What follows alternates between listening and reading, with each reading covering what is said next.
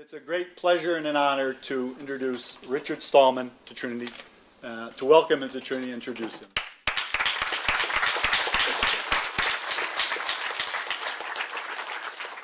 Our society leads people to judge software solely by practical criteria.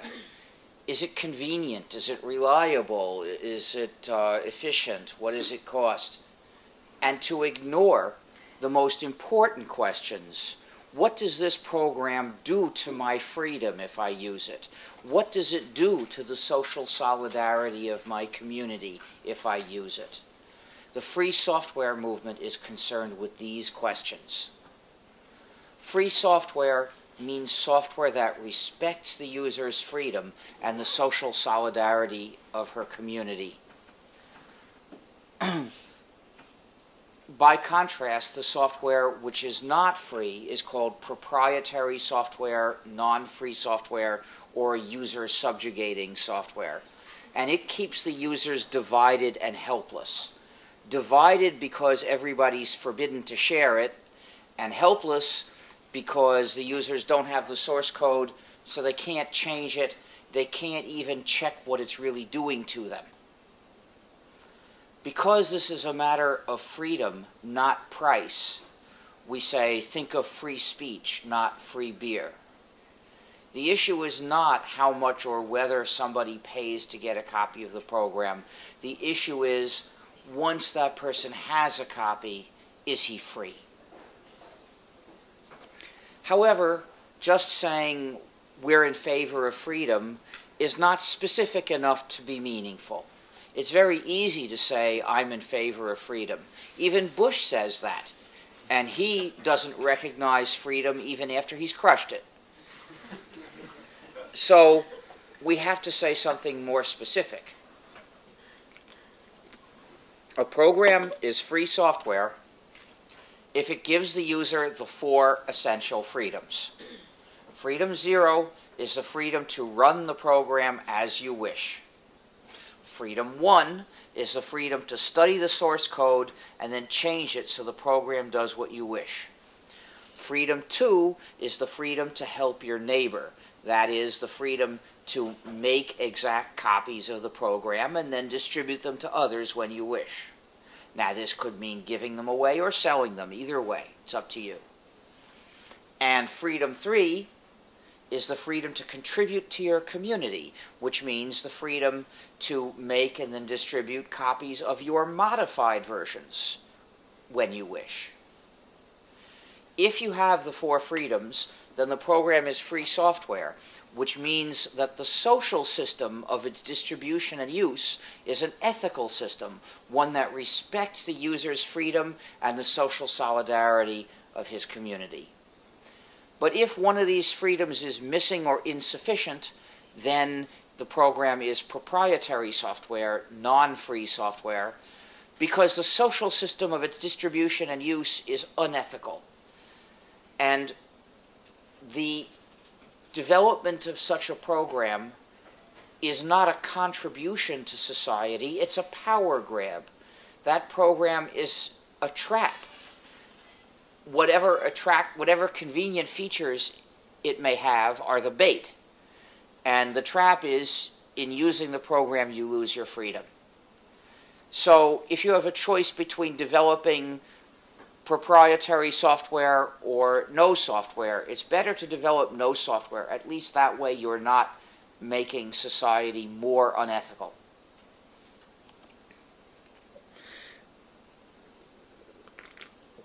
And thus the goal of the free software movement is all software should be free because all users of software should be free. But why are these four freedoms essential? Why define free software this way? Each freedom has a reason. Freedom 2, the freedom to help your neighbor, the freedom to make and distribute exact copies of the program, is essential on fundamental ethical grounds, so you can live an upright life as a good member of your community. If you use a program without freedom 2, you are in danger of falling into a moral dilemma at any moment whenever your friend says, that program is nice, could I have a copy? In that moment, you will face a choice between two evils. One evil is to give your friend a copy and violate the license of the program. The other evil is to deny your friend a copy and comply with the license of the program. If you are in the dilemma, you ought to choose the lesser evil, which is to give your friend a copy and violate the license of the program.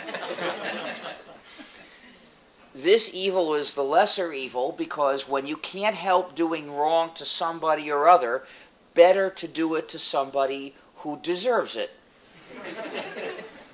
for acting wrongly himself.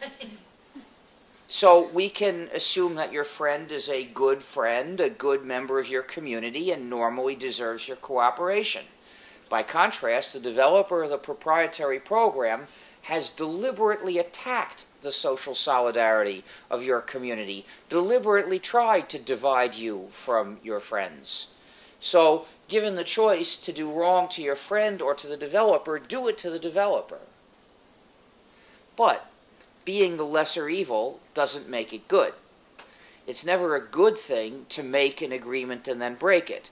Now, some agreements are inherently evil, and keeping them is worse than breaking them. This is an example. Anytime you make an agreement not to share with your friends, that's an inherently evil agreement. So keeping it is worse than breaking it, but breaking it still is not good. And if you give your friend a copy, what will she have? She will have an unauthorized copy of a proprietary program, and that's a pretty bad thing, almost as bad as an authorized copy would be. So, once you have fully understood this dilemma, what you should really do is make sure you never fall into the dilemma. There are two ways to do that. One is don't have any friends. That's the method implicitly suggested by the proprietary software developers. After all, they call people who share, quote, pirates, unquote. So what they're trying to say is having friends and sharing with them is the same as attacking a ship. That's their propaganda. Well, you shouldn't use their propaganda terms. I reject their propaganda terms. If somebody asks me what I think of piracy, I say attacking ships is very bad. And if somebody asks me what I think of software piracy, I say, as far as I know, pirates use guns, not software. I won't let them maneuver me into accepting the idea that sharing with your friends is the equivalent of attacking a ship. So I refuse to call it, quote, piracy, unquote. No matter what other people say, I am careful to refuse to respond in a way that makes it seem like I endorse that propaganda. So that's one way. Don't have any friends. The other way is reject proprietary software. If you don't have a copy of the program, you don't have to worry about what you'll say if your friend asks you to give her a copy. You'll be immune to the dilemma. That's my solution. If someone offers me a program on the condition I promise not to share it with you, no matter how attractive it might be, I will not agree to that.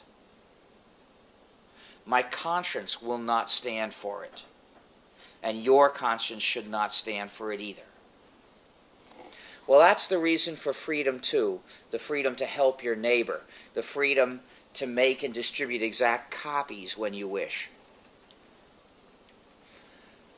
Freedom 0, the freedom to run the program as you wish, is essential for a different reason, so you can control your computing. Now, there are proprietary programs whose licenses restrict the use of authorized copies. They may restrict on what computer they can be run, or by whom, or for what purpose. This is obviously not having control of your computing. So freedom zero is essential. But it's not enough, because that just means you can either do or not do whatever the code of the program is already set up to do. So the developer still has power over you, not over what you can do with the program, not through the license, but with the code instead. So in order for you to control your computing, you need freedom one, which is the freedom to study the source code and change it so the program does what you wish. This way you decide, and not the developer. If you use a program without freedom one, you can't even tell what it's doing to you. It's very likely to have malicious features. For instance, many programs, proprietary programs, are designed to spy on the user. One proprietary program that spies on the user that you may have heard of is called Microsoft Windows.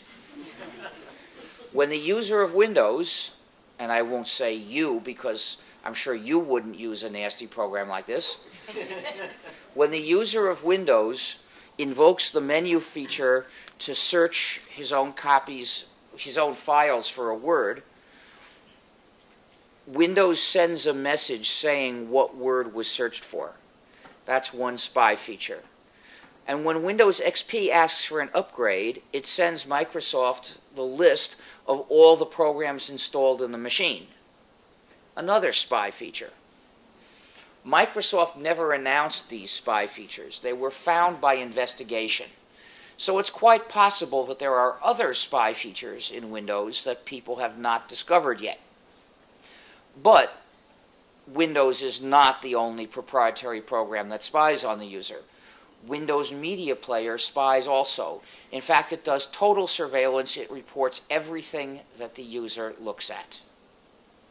But please do not think that Microsoft is uniquely evil and that only Microsoft would do this, because Real Player spies on the user just the same way. And we are almost sure that Real Player did it first. After all, Microsoft is more known for imitation than for invention.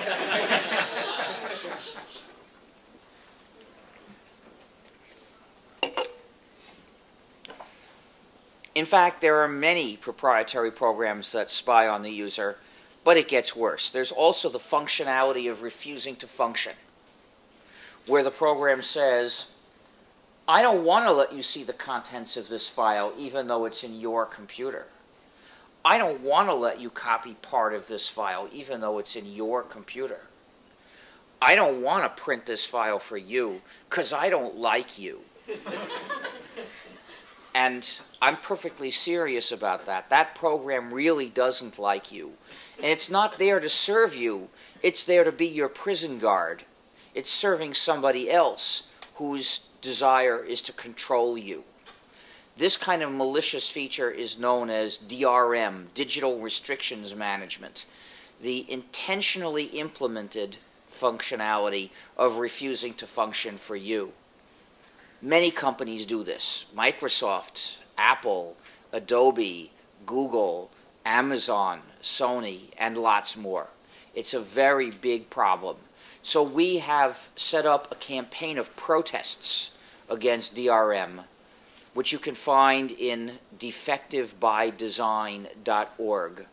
Visit the site, sign up, and you'll get notified of our actions and you can contribute. We need to make them very big. We need to teach every company in the world that if they design software to restrict its users, people will hate them. Because every DRM feature attacks your freedom at two levels at once. First of all, its purpose is to attack your freedom.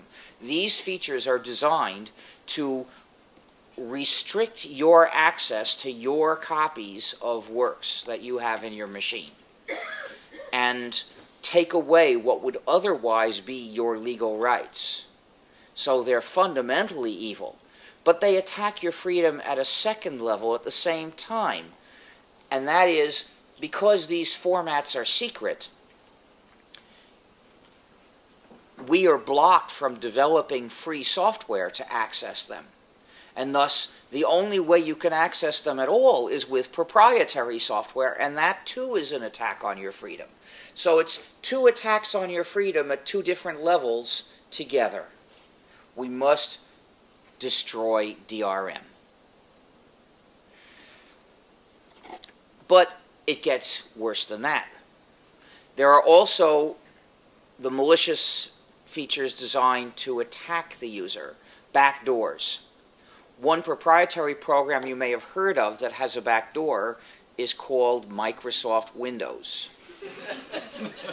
You see, starting with XP, Microsoft arranged to determine the user's identity. So when Windows XP asks for an upgrade, Microsoft can deliver to that user an upgrade designed specifically for him. Meaning, Microsoft can take control of that user's computer and do to him whatever it wants, wipe the floor with him, and the user has no recourse.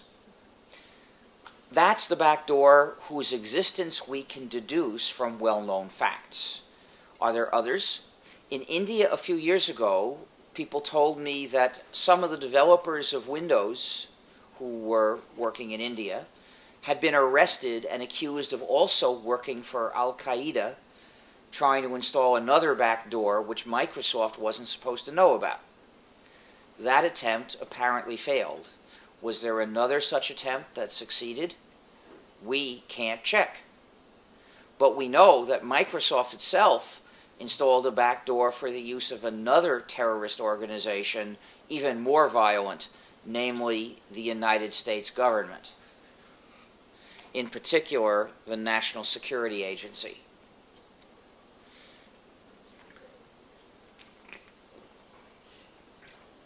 And this shows that you can't trust a program without freedom one. Every such program demands blind faith from the user. It's just trust me software. It's just trust me software because blind faith is the only possible basis for using it. There is no rational basis for trust. They make sure of that. So it's either blind faith or don't use it. Now, it's true that with Windows XP, the user has the option of turning off the upgrade facility. And then Microsoft, as far as we know, can't forcibly install changes in the software. So, of course, Windows Vista eliminates this option. With Windows Vista, Microsoft can forcibly install changes at any time, and the user has no say in the matter. And the user's permission is not required. But please don't think that Microsoft is uniquely evil and that only Microsoft would act this way, because I'm told Mac OS X does the same thing.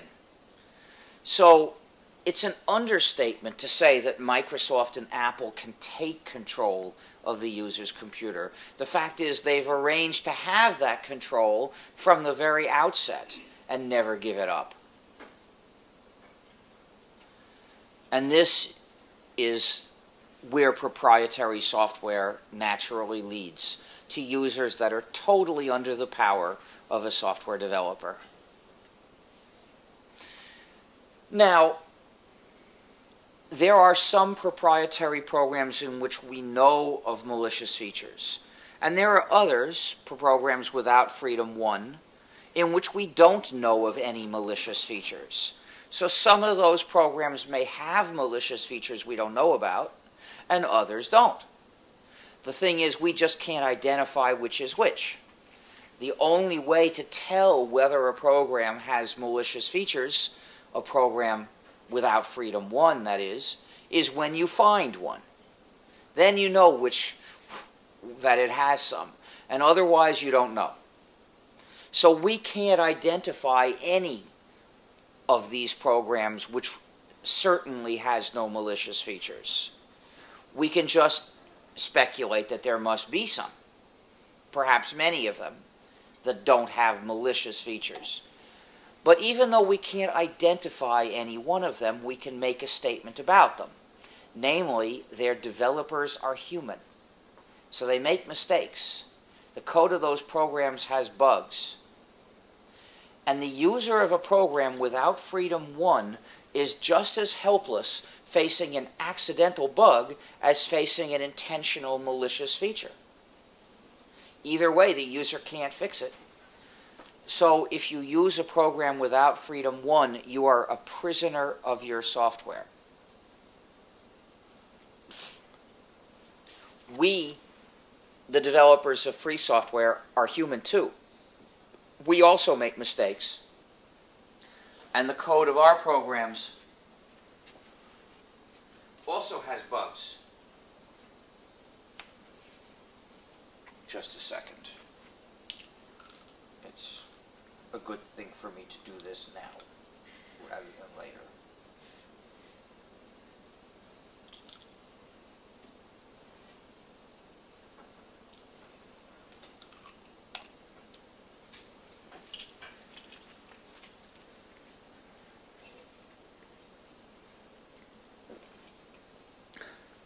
So the code of our programs also has bugs.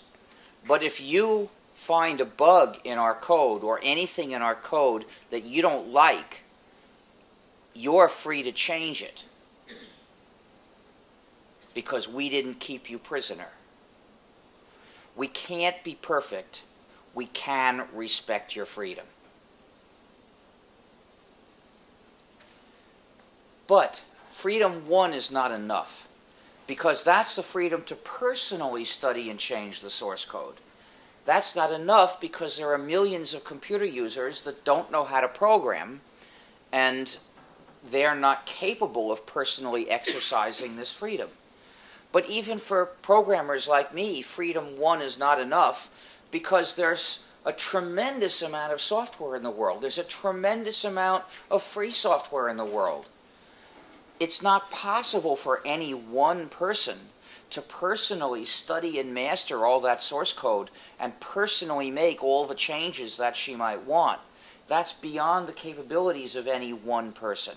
So, in order to fully take control of our computing, we have to do it working together, cooperating. And for that, we need Freedom 3, the freedom to contribute to your community, the freedom to copy and then distribute copies of your modified versions when you wish. This allows us to work together. If a bunch of people want to move a certain free program in this direction, well, one of them will start with the existing version and make a change and release his modified version, and someone else will start with that and make another change and release her version, and someone else can start with that and make another change and release his version. And afterwards we will say that their collaboration produced the end result, which was a program that did what we wanted. It's not clear whether those people started out with the idea that they were going to collaborate to produce a certain result. Maybe yes, maybe no. But with hindsight, we will say that's what happened. And this shows that all the users get the benefit of the 4 freedoms. Every user can exercise freedoms 0 and 2, the freedom to run the program as you wish and the freedom to distribute exact copies, because those don't require programming. Freedoms 1 and 3 do require programming. They are the freedom to study and change the source code and then optionally distribute copies of your modified version. So any given user can exercise these freedoms more or less according to how much he knows how to program. And that might be a lot or a little or not at all. But so many users are not in a position to personally exercise these freedoms.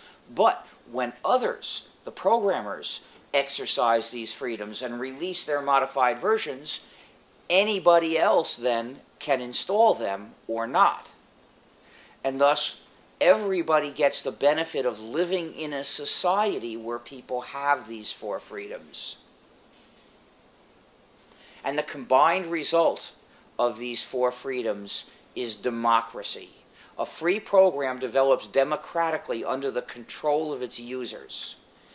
Everybody can participate as much as she wishes in society's decision about the future of the program, which is simply the sum total of all the individual decisions that each of us makes. And because all the users are free, nobody has power over anybody else. People may have varying degrees of influence, but nobody has power. And that's why malicious features are generally not found in free software. The reason is, although theoretically somebody could put a malicious feature into the version she develops, nobody has the power to make it stick. Because if one developer puts in a malicious feature, somebody else starting with that version could remove the malicious feature and release another version and say, my version is better because it doesn't have this malicious feature. And you can be sure everyone will switch to that version. Nobody will keep using the version that has the malicious feature unless somehow somebody's forcing them to. But in the free software world, nobody has the power to force anybody. And as a result, although theoretically you could put one in, that's about as tempting as the idea of picking up a banana and going up to a bank and telling the teller to hand over money. It's just ridiculous. It's not going to work, so it's not a temptation. And people don't do it. We find the malicious features in proprietary software because a proprietary program develops under the dictatorship of its developer. The developer has total control over what the program does and what it doesn't do. If that developer decides to put in a malicious feature, he can expect the users to be stuck with it because nobody else can take it out. That's why it's such a powerful temptation. They expect to get away with it. The only way users can escape from the malicious features in the software is to escape from the software. And that's exactly what users must do. They must escape from proprietary software. They must escape to the free world. The free world is the new continent that we have built in cyberspace so that we can live here in freedom. It was impossible to live in freedom in the old world of cyberspace without a revolution, because there every program has its lord who bullies and exploits the users. So we had to escape, and we had to build some place to escape to, and that is the free world. And because it's a virtual continent, it has room for everyone, and there are no immigration restrictions. Everyone is welcome. And because there never were any indigenous peoples in cyberspace, after all, cyberspace isn't very old, we also never had the issue of kicking them off their land. So everyone is welcome in the free world, and you should come and join us here. Escape from the proprietary software, if any, that you use. Live in freedom with us. The goal of the free software movement is the liberation of cyberspace and all of its inhabitants. There should not be proprietary software because every user should be free. I came to these ideas, more or less, not in their present form, in 1983. And I decided that I wanted to be able to use computers and have freedom. But that was impossible back then, because the computer won't work without an operating system, and all the operating systems at that time were proprietary. So it was impossible to go and buy a modern computer and run it and have freedom. What could I do to change that?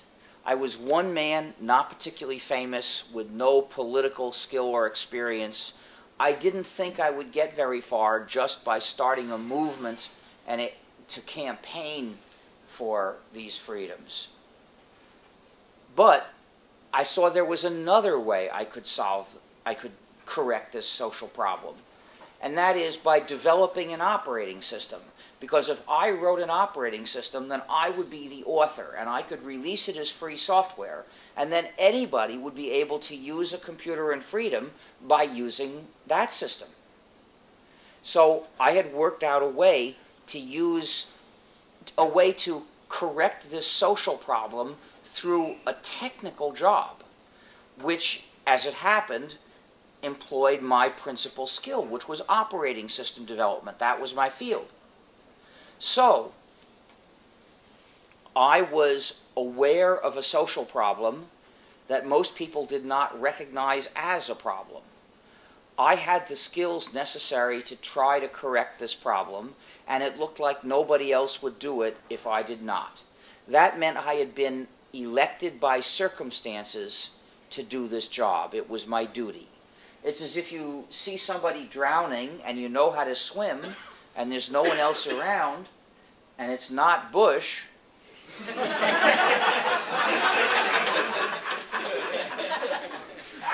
then you have a moral duty to save that person.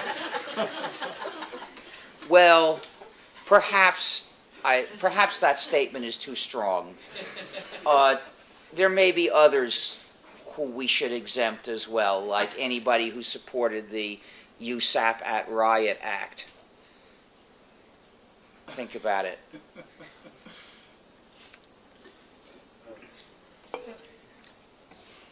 In any case, I don't know how to swim, but in this case, the job that needed doing was not swimming. It was developing a lot of operating system software, and that I was pretty good at. So I decided that I would develop a free software operating system or die trying. Of old age, presumably. Because at the time, the free software movement that I was starting had no active enemies. Oh, lots of people disagreed, but they just said that's silly, and then they ignored it. So the obstacle was not opposition, it was a pile of programs we'd have to develop to have a complete free operating system. And nobody knew back then if we would ever be able to finish this job. But I knew I had to start it. Because when it's a matter of fighting for freedom, you can't afford to wait until victory is within reach before you start the struggle. That way you miss most of the opportunities when you might perhaps have won. So you have to start even at a point where you don't know if you're going to succeed. And then, because you're trying, you may succeed. So I decided to develop a free software operating system, and then I decided to ask other people to join in and help so that we get it done sooner. And then I decided to make it follow the design of Unix, because Unix was a portable operating system and I wanted this system to be portable. I knew it would take years to finish an operating system, and during that time the computer architectures could change. So I wanted to make sure the system would still work on the computers that existed by the time the system was finished. And then I decided to make the system upward compatible with Unix so that the many Unix users would find it easy to switch. But this had the side effect of making all the initial design decisions, because the design of Unix is it consists of hundreds of components that communicate through interfaces that were more or less documented, and the users talk to the program through the same interfaces. So to be compatible, we had to replace each component compatibly, which meant that the whole job had been broken down for us into pieces of a manageable size. So at that point, the only thing that I needed in order to announce the project and start it was a name. Now, in the 1970s, I was part of a free software community in which we programmed for the fascination and joy of programming. We called ourselves hackers, which basically meant that we were fascinated by the pleasure of being clever. Playful cleverness is what defines hacking. Now, in our community, about half of us were employees and the other half were students, but all that was secondary, because what we were really there for was that programming was so much fun. And and we had a free operating system, and I was hired by the group which developed it, so my job was just to make this free operating system better. So that's how I came to learn to appreciate free software as a way of life, by living it. It wasn't just something I theoretically imagined. I knew what it was like. I knew it was good. And in this community, since we were programming for the fun of it, we often gave our programs funny names or even mischievous names. Now, system-level programming was generally not portable in the 1970s. So any given system program would be written for a certain kind of computer, and that's all it would run on. So it was quite common in the field back then that you would see a system program that did an interesting job, but it ran on some other kind of computer, and the only way you could have those facilities was to write another one, and you would. And we had to do that too. But we had a special tradition. When you write a program like that, which is inspired by some other program you saw, you can give your program a name, which is a recursive acronym, saying that this program is not the other one. It's a humorous way of giving credit. So, for instance, in '76, I wrote the first Emacs text editor, an extensible programmable text editor. And after that, there were some 30 imitations for other kinds of computer systems, of course. And some of them were called this or that Emacs. But there was also Fine for Fine is not Emacs. And there was Sign for Sign is not Emacs. And INA for INA is not Emacs. And Mince for Mince is not complete Emacs. And version 2 of INA was called Zwei, for Zwei was INA initially.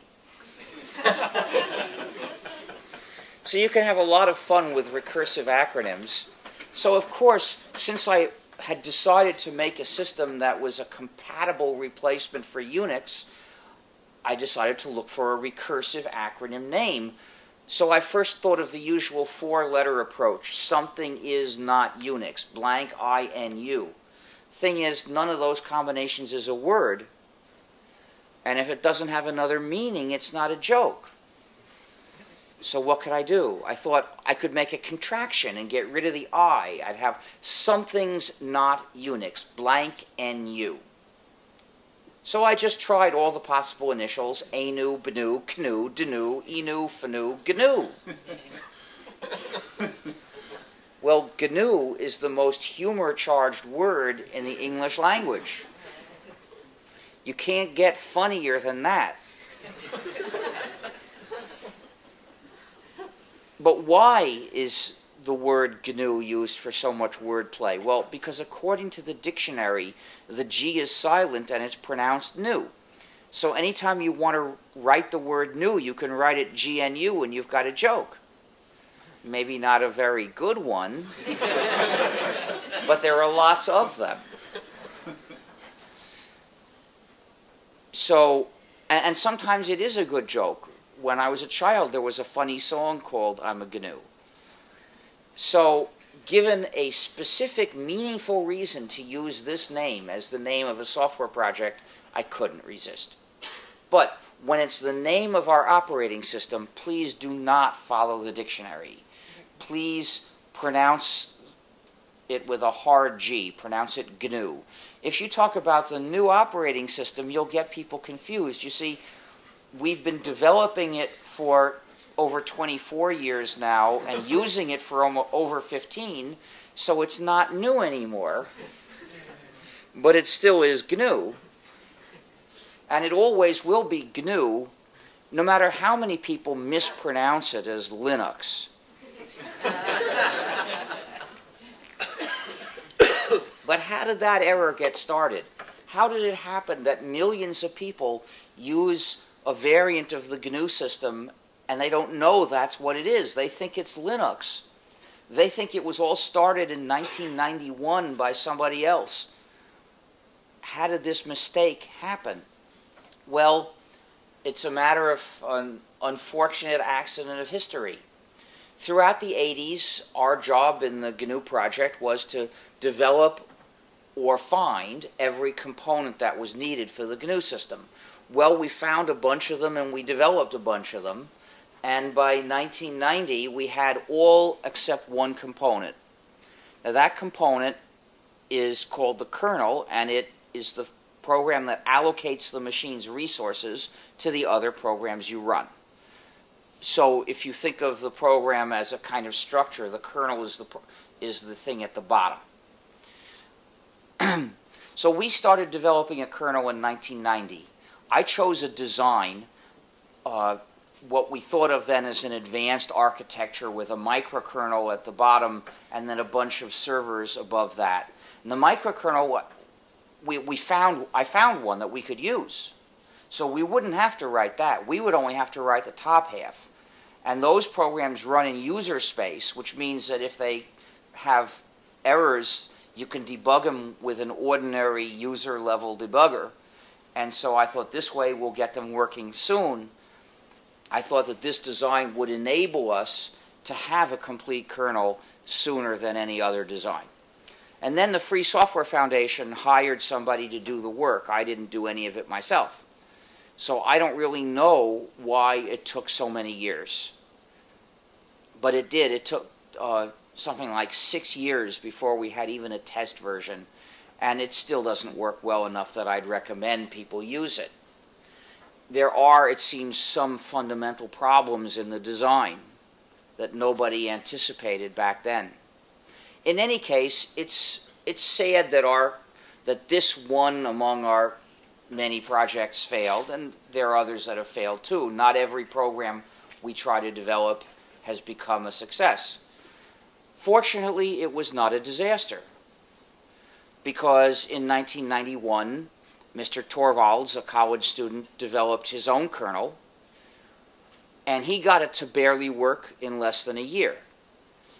This kernel was called Linux, and in its first release in 1991, it was not free software. Its license was too restrictive. It did not fully give people freedoms 2 and 3 because it had a restriction against commercial distribution. Now, free software is supposed to be free for all kinds of uses, and the freedom to distribute copies includes the freedom for a business to do so, includes the freedom to sell copies. So the initial license of Linux was just too restrictive. However, in '92, he changed the license and he adopted the GNU General Public License, which is the license that I had written for use in the various programs of the GNU system. And that's one of various free software licenses. Well, what does it mean to be a free software license? Well, under today's copyright law, any program is automatically copyrighted from the moment it's written. And by default, copyright law forbids people to copy and modify and distribute the program. So, how can the program be free software? Only if the copyright holder makes an explicit declaration giving the users the 4 freedoms. And that declaration is called a free software license. There are lots of ways to write a free software license. The GNU General Public License is not the only one, but it is the one that's most often used. About 2/3 or more of all free software packages are released under the GNU General Public License, or GNU GPL. Now, what's special about the GNU GPL and what made it so successful is that it's a copyleft license. Now, what does that mean? Well, some free software licenses are simple and permissive, and they basically say, do anything you want. Well, that certainly does give users the 4 freedoms, so it counts as a free software license. But it also, among other things, allows somebody to get a copy of the program and then compile it and distribute binaries without source code, and perhaps he has modified it so those binaries may not correspond to any source code that's available, and put them under a nasty restrictive license that tells users they're not allowed to do anything. So in effect, those permissive licenses allow someone to convert the software into proprietary software.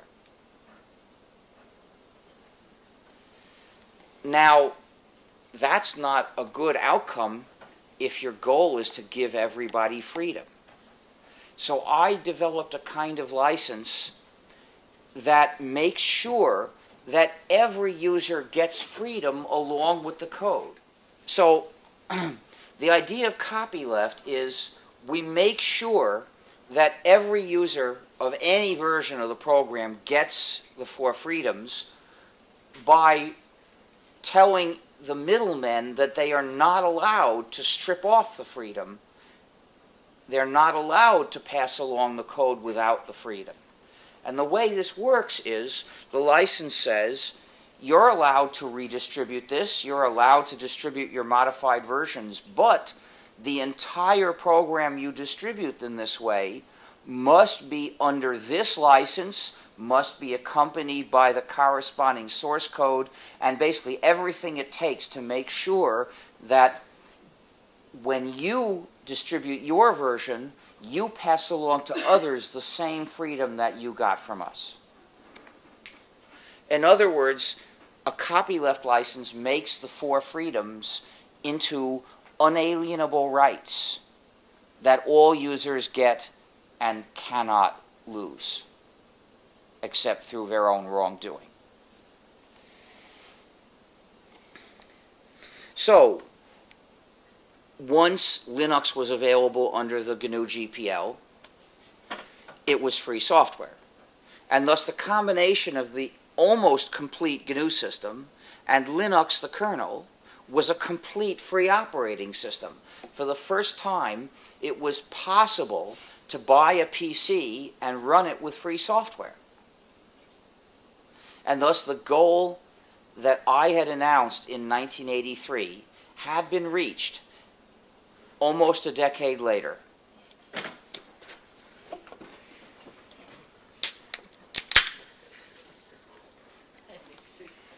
The development of Linux, the kernel, was the step that carried us across the finish line. It was an important step, but it was not the whole journey. That step was able to carry us across the finish line because we had taken so many steps already.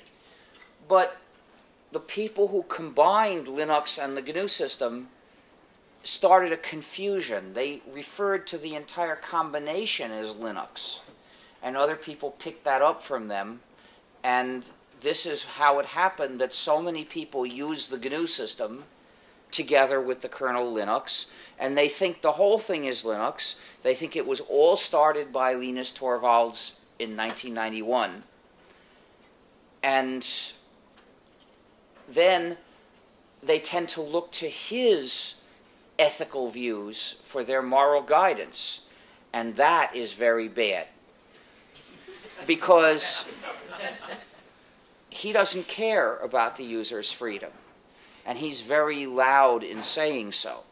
He thinks it's ridiculous to insist that users should have freedom. Now, of course, he has a right to his views, but it's not right that the monumental work that we did for the sake of your freedom get attributed to him and serve to boost his voice arguing against freedom. It's bad for us, but it's especially bad for you. See, it's bad for us that we don't get the credit for our work. It's not fair. He contributed an important piece. We developed several important pieces before that. The GNU project is where the vision for this whole thing comes from, so we ought to get at least equal mention. That's why I ask people to please call the system GNU/Linux. Please don't ever speak of Linux distributions and Linux users and Linux boxes, because really those are GNU/Linux distributions and GNU/Linux users and GNU/Linux machines. Please don't ignore GNU. We did start the whole thing. Please give us equal mention. But if it were just a matter of credit, it wouldn't be worth making such a fuss about, because credit is not the most important ethical issue in life. There's something much more important at stake here, and that is your freedom. Indirectly, of course, because choices of names for things don't directly change anything substantial. But different names convey different meanings. And depending on the meanings you convey, you influence other people's actions, and their actions can change things. If you call the system Linux, you are encouraging people to follow the amoral worldview of Torvalds, who thinks it doesn't matter whether the users have freedom. He thinks that the goals are powerful, reliable software, and that's as far as it goes. But if you call it GNU/Linux, you're helping to direct people's attention towards the ideals that the GNU project is based on, and it is entirely designed to implement. The ideals of freedom and social solidarity. What you say to people can influence what they think. And this is very important because freedom is frequently threatened. In order to keep our freedom, we have to defend it. In the long run, nothing affects our future more than our values. Whether our values are purely practical, powerful, reliable software, or whether our values are ethical and concerned with individual freedom and social solidarity and democracy, makes a big difference. Just look at the example of the United States, where fundamental human rights have been taken away by our own leaders in the name of protecting us from other enemies, obviously secondary enemies.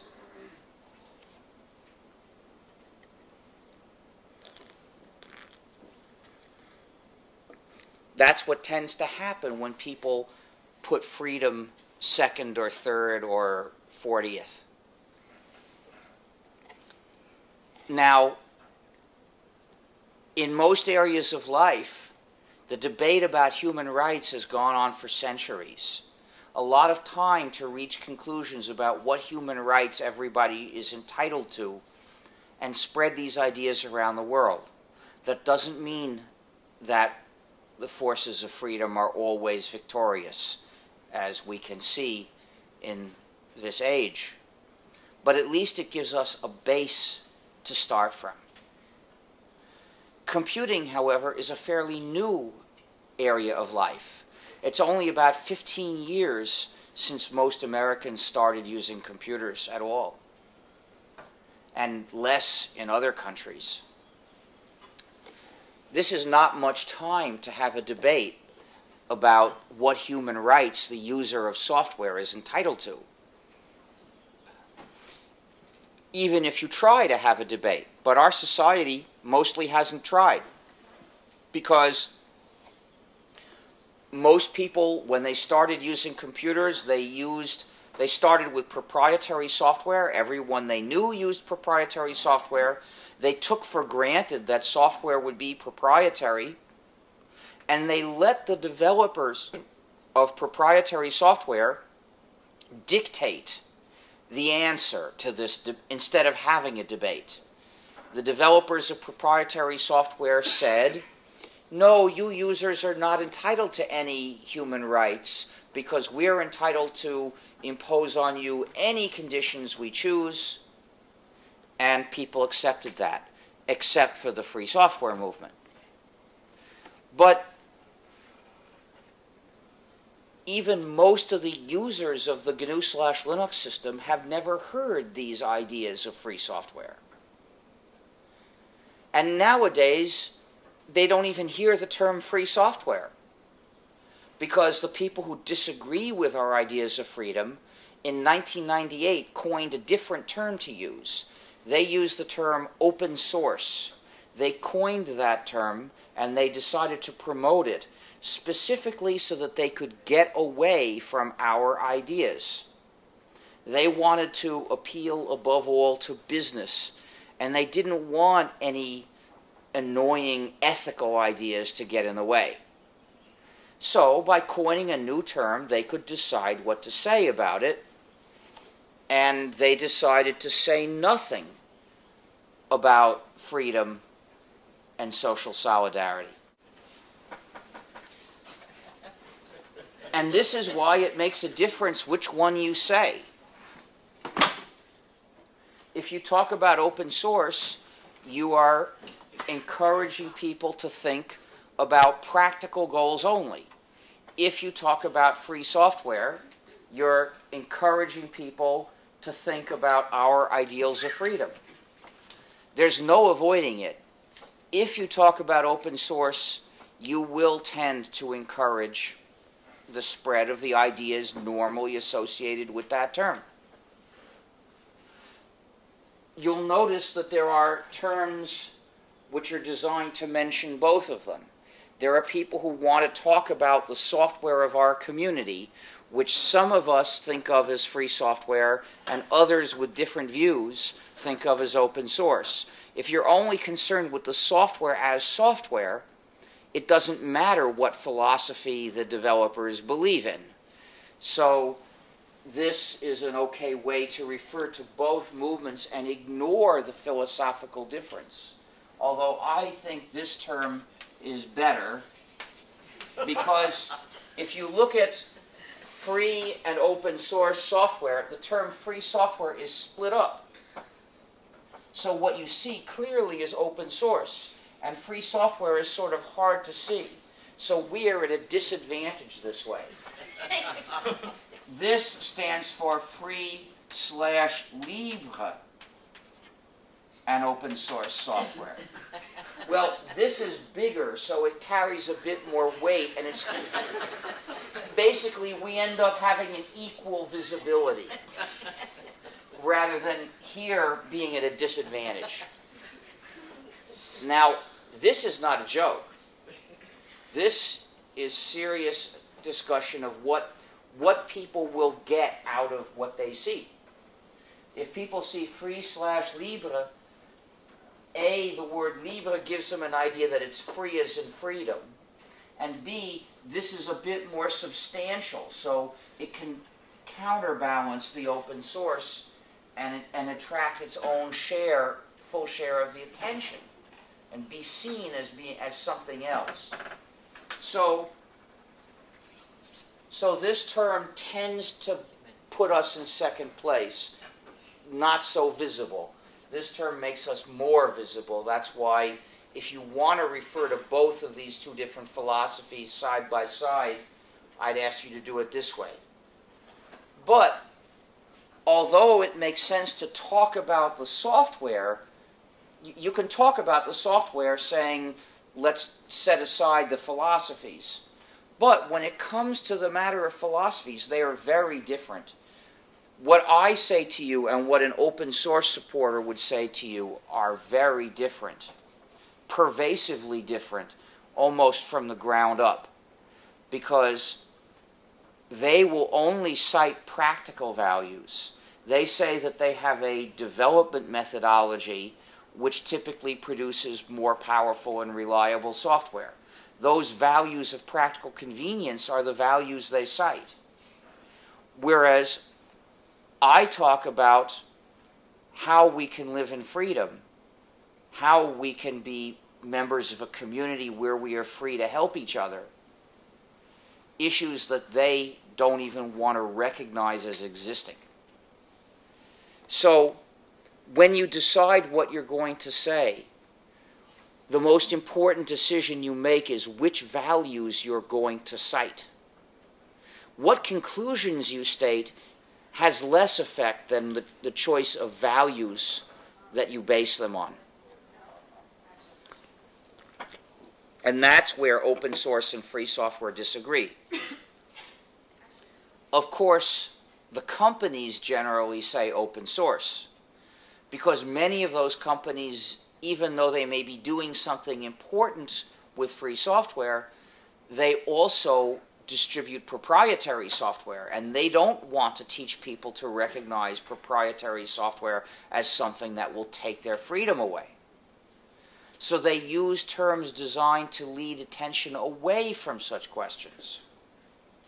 And if we don't think about freedom, we're likely to lose it. In fact, not just likely, but certain, because it's already happened. In 1992, when some people put Linux together with the GNU system and got the GNU/Linux system, we had a complete free operating system. Well, complete in the sense it was capable of functioning and developing itself. It didn't have every capability that people wanted. By 94, 95, there were several different distributions of GNU/Linux. And they were maintained by different groups of people, and effectively they were competing. So one group decided to put in some proprietary programs saying to the public, if you choose our distribution, look at the bonus you get, these attractive proprietary programs. And to get this, you only have to pay this much money plus your freedom. But they didn't mention that you have to pay your freedom. They only mentioned the money. They pushed the issue of freedom completely aside because it would have made them look like hypocrites if they'd mentioned it. So these people were pulling in users by offering them this non-free add-on, and then somebody else who developed a different distribution looked at that and said, uh-oh, they're having an advantage because they put in those proprietary programs. I better put them in too. And this happened by 2000. All the distributions were proprietary. People would ask me, where can I get this system? And I had to say, I'm sorry, I don't know any place I can recommend to you, because all the distributions now include proprietary software, and you have to make a conscious effort to avoid installing proprietary software if you use them. That was very sad. We just barely touched freedom, and then we fell away from it because we didn't care enough. Well, I'm happy to say that now there are some completely free distributions. For instance, there is Ututo, U-T-U-T-O, and there is BLAG, which stands for BLAG, Linux, and GNU. And there is GNUsense. But these are not the distributions you've probably heard of. The well-known distributions continue to come with or install or lead the users to non-free software, which is why we don't endorse them. So this shows, by sad example, that our future depends above all on what we value. And if we don't value freedom enough, we're going to lose it. Today, Linux isn't even free software. Linux, Torvalds' kernel, is not entirely free software because it contains firmware blobs. Now, what is a blob? It's a binary executable program disguised as source code. You'll be looking at the source code for a device driver, which is supposedly a file of C source code, and then you'll find a table of maybe 16,000 or 32,000 numbers. And those numbers really are a binary program for which the source code is not available. And they are packaged as if they were source code, but they're not source code. And the developers of Linux, because they don't care about freedom, they have put these things in. After all, it's convenient. They only care about convenience. So now there's a controversy about this, and we have our own free version of Linux, in which we have removed the blobs. So the result is that, once again, it shows if we don't value freedom, we will lose it. If somebody magically gave us free software today for every job anybody wants to do, we could hand it out, and then tomorrow everybody would have freedom, at least in regard to their computing. But in 5 years, would they still have freedom? Not necessarily. Somebody would develop an attractive, non-free program and offer it to people saying, all you have to do is pay us this much money, and they won't mention the fact that you're paying your freedom as well. People who don't appreciate their freedom won't see the reason to say no. So what this means is it's not enough today just to develop a lot of free software and invite people to use it. We have to teach people to value their freedom as well. That's the most important thing to do, because that will motivate people to do everything else that we need to do. And that's why my work today is not programming, but rather spreading the ideas of free software, for instance, with speeches like this one, because that is what our community needs most of all. Especially because today we have something we didn't have 20 years ago. Powerful enemies, megacorporations that would like to stop us from developing some kinds of free software. And they keep proposing new ways to do this, new laws, for instance, to forbid free software for certain jobs.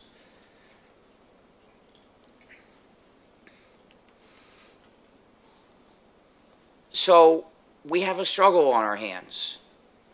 And if you join in, we may win. I'd like to cover a few specific topics. One is, why do people develop free software? Well, human nature is complex, and there are many different motivations for doing any particular thing. One person can have several motivations at once. So all I can do is tell you the motivations I have seen and recall. There might be others. Well, one is political idealism, a desire to live in freedom. That's an important motivation for me and for thousands of others, but not everybody, like not for Torvalds, for instance.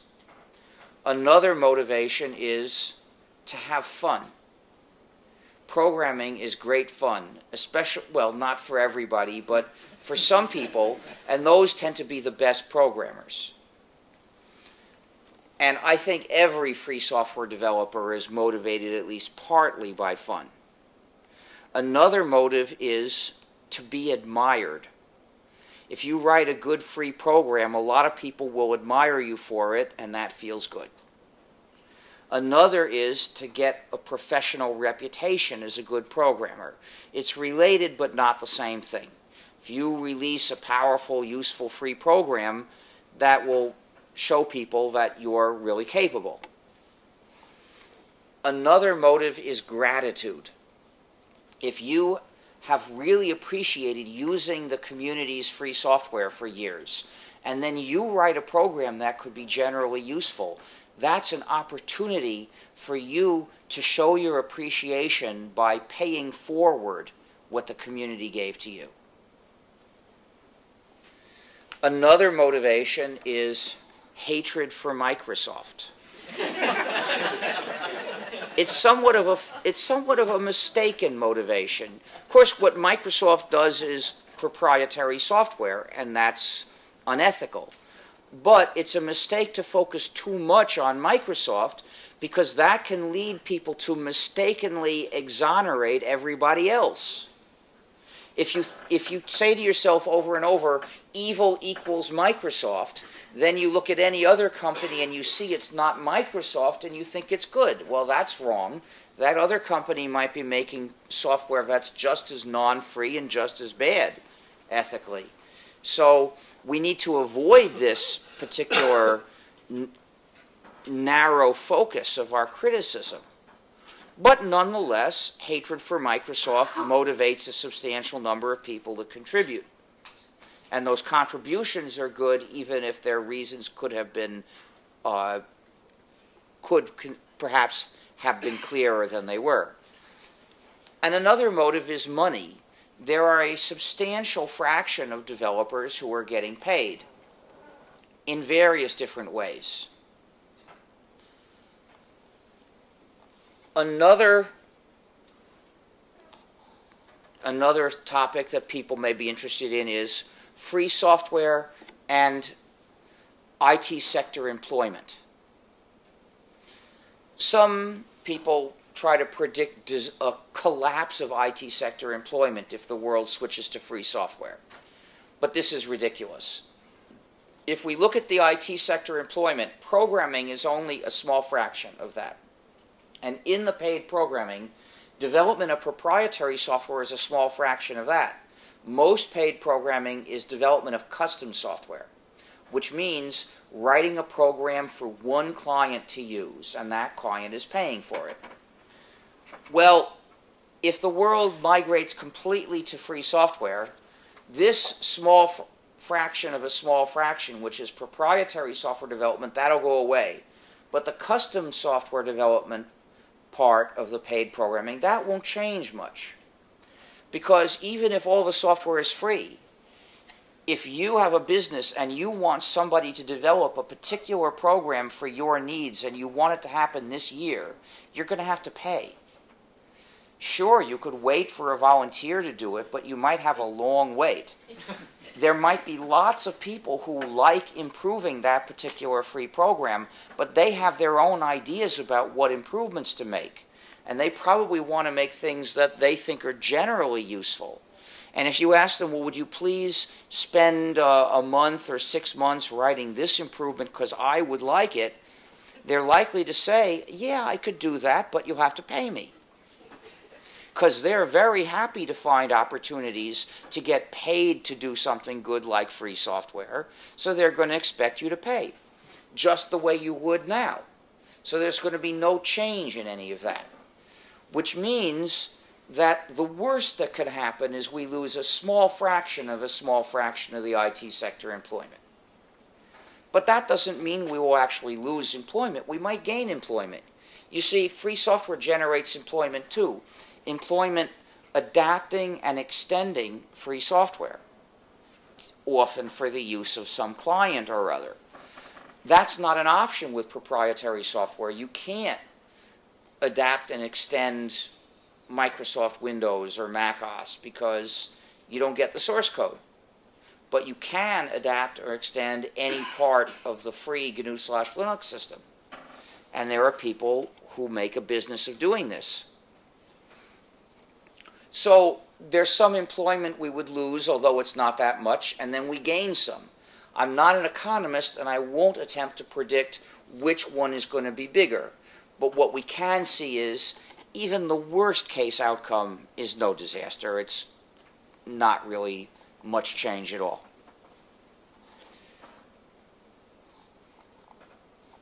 And the last specific theme I want to treat is free software in education. Schools must teach exclusively free software. And there are 4 reasons for this. The first, the most superficial, is to save money. Schools, even in the richest countries, have limited budgets. They should not waste any of their money paying for permission to run proprietary software. So this is rather obvious. Even people who don't understand the ideas of free software can understand this. But some proprietary software companies eliminate this reason by offering gratis or nearly gratis copies of their free software to schools. And when we ask why they do this, we will see the second reason. Why do they do this? Is it because they're idealistic and they want to promote education? I don't think so. What they are doing is they're trying to utilize the schools as instruments to impose on society a dependence on their non-free software. Here's how it works. The schools receive these gratis copies. They teach the students to use this software. The students develop a dependency on it. Then they graduate. And after they graduate, still having this dependency, the company doesn't offer them gratis copies, not anymore. And it certainly doesn't offer gratis copies to the companies that these graduates go to work for. So the idea is the school directs all these students into the path of dependency, and they draw all the rest of society along with them. That's the scheme that these companies have in mind. But it's wrong for schools to participate in this, because schools are not supposed to teach their students a dependency on some product. I mean, that's just like accepting addictive drugs to inject into their students and make them dependent. Yeah, the first dose is gratis. After that, you have to pay. Well, the schools wouldn't accept the addictive drugs, and they shouldn't accept this non-free software. Because schools have a social responsibility, a social mission. Their mission is to educate the next generation to be good citizens of a strong, capable, independent, cooperating, and free society. And the only way you do that is by teaching them to be free software users. But there's a deeper reason. For the education of the best programmers. You see, some people are natural-born programmers, and at the age of 13 or so, they are fascinated with programming, and they want to learn everything about the computer and its system. If they use a program, they want to know, how does this program do this? But when this student asks the teacher, how does this program work? If it's proprietary, the teacher can only say, I'm sorry, I don't know, it's a secret. And there's no room for education. Proprietary software is incompatible with the spirit of education because it's not part of human knowledge. It's secret knowledge, withheld from humanity. But if the program is free, the teacher can explain to the student what he knows and then say, here's a copy of the source code. Read it and you'll understand everything. And that student will read it all because he's fascinated and he yearns to understand everything. And the teacher can say, if you come across anything you can't figure out, show it to me and we'll figure it out together. Now, this gives that student an opportunity to learn something very important.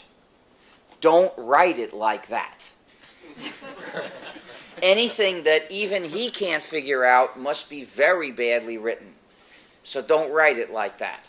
Now, you don't have to teach these people to program because they're natural-born programmers. They read a manual and they say, oh, that's what programming is, of course.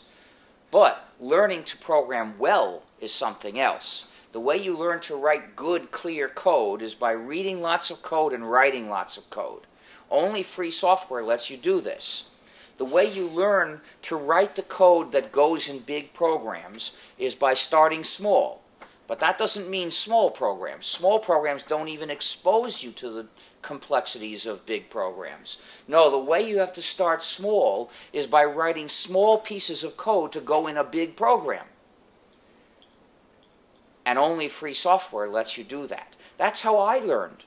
I got hired at MIT to work in the group that had developed our free operating system, the incompatible time-sharing system. And that meant I would read lots of existing code and I would write changes to it. I'd write new features to add to the programs in the system. And I would debug problems that people reported. And by doing this over and over and over, I eventually learned how to do it well. Today, any school can offer this kind of opportunity, but only if it's a free software school. However, there's an even deeper reason. For the sake of moral education, education in citizenship.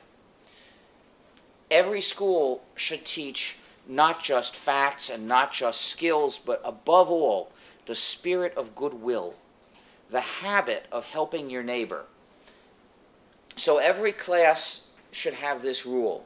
Students, if you bring software to class, you may not keep it for yourself. You must share it with the rest of the class. However, the school has to follow its own rule in order to set a good example. So every school must bring only free software to class. And this applies to all levels of schools, from kindergarten to the university, and including this one. This university should move entirely to free software. And those of you who are connected with this or any other school have a responsibility to campaign for this to be done. It's not right for any school to be teaching proprietary, dependency-creating, user-subjugating software. To close, I would like to present my other identity. Now, some people occasionally have accused me of having a holier-than-thou attitude, but I think they're mistaken. You see, when I meet somebody who doesn't strongly campaign for free software, my wish is not to use him as a contrast to show how good I am. My wish is to convince him to be just as good as me or better. So I don't have a holier-than-thou attitude, but I do have a holy attitude, because I'm a saint, so I'm supposed to be holy.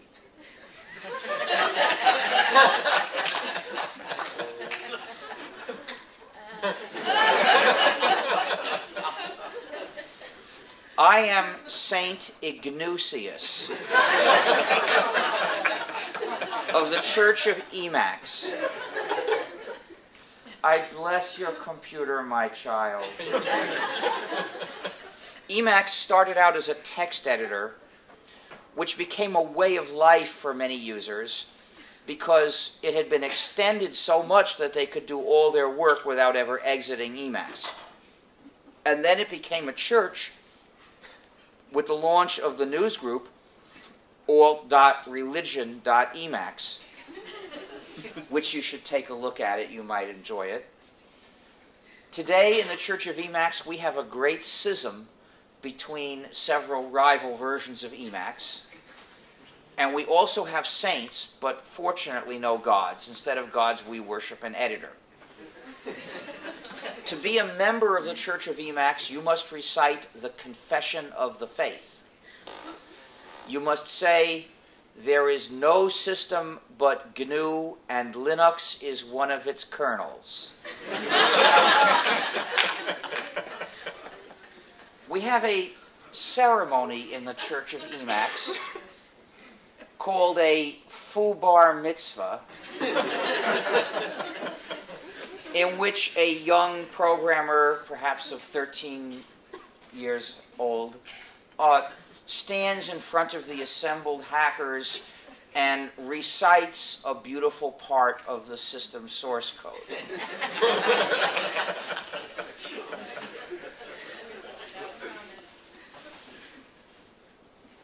the Church of Emacs has certain advantages compared with some other churches I won't name, because to be a saint in the Church of Emacs does not require celibacy. So if you've been searching for a church to be saintly in, you might consider ours. But it does require living a life of moral purity. You must exorcise whatever evil proprietary operating systems have possessed computers under your control, and then install a wholly free operating system, where holy can be spelled in more than one way, and then only install free software with and on that system. If you make this vow and you live by it, then you too will be a saint, and you will have the right to wear a halo if you can find one, because they don't make them anymore. Sometimes people ask me whether it is a sin in the Church of Emacs to use the other text editor VI. It's true that VI is the editor of the beast.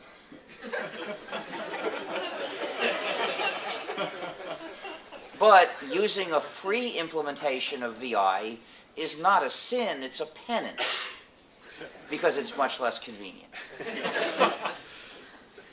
And sometimes people ask me whether my Halo is really an old computer disk. This is no computer disk, this is my Halo. But it was a computer disk in a previous existence. So thank you very much.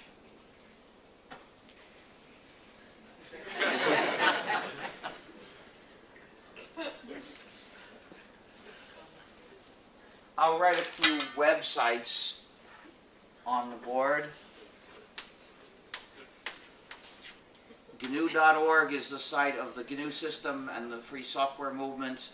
FSF.org is the website of the Free Software Foundation, where you can, for instance, join the FSF. You can also join with some cards that I have that I'll get out of the suitcase. That's why I had it brought.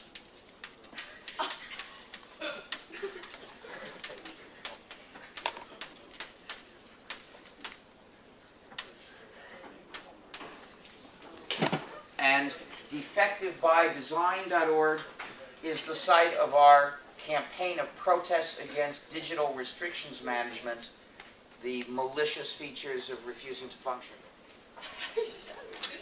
Q&A. Now, actually, before I take questions, I want to do an auction. I have an Emacs manual here. I brought just one copy. So I'm going to auction this off and see if I can raise some money for the Free Software Foundation. What? I can't hear you. It's free as in freedom. You're free to copy it, free to redistribute it, free to change it, but this copy is not gratis. Right? This isn't the gratis software movement, it's the free as in Libre software movement. So if you buy this, your freedom will be respected. But I hope you will bid and contribute to the Free Software Foundation. Now, I'll start off at the usual price, which is $45. Do I hear $45 for this manual? Anyone offer $45 for this Emacs manual? With it, you can learn to edit in the world's most powerful text editor.